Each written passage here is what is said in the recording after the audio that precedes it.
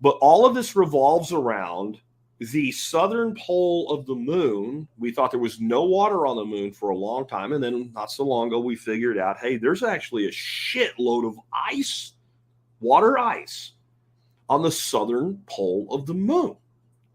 So if we can establish a colony there, we can get water.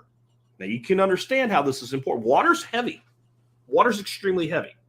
And weight is everything in space exploration when it comes to getting out of the gravity well of the Earth. I want you to think about when they send up a capsule with a couple dudes in it to the space station or go to the moon or whatever, or just satellites, how small the payload really is, the part that actually has to go to space, and how big the rockets are. That's because we have what's called a gravity well. You have to move up out of our atmosphere.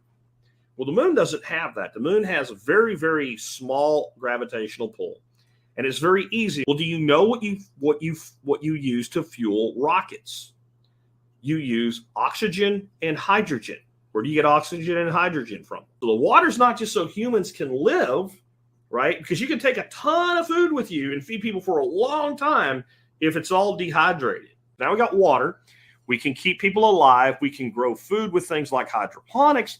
And we can make sure that people can eat because we can add water to it. And we can split it into its core elements through an industrial process that we very well know how to do and make rocket fuel. And we can take it up off the moon. Now, there's a thing called Lagrange point, and there's several of them. And these are like gravitational eddies.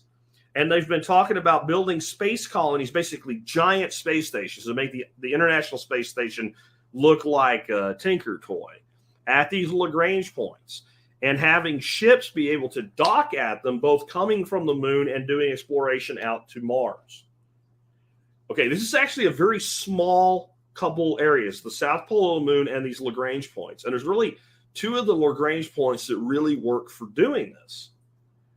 So you have, you're thinking, okay, well, exploring Mars and all and terraforming Mars, yeah, that's a long game. There's a shorter game here.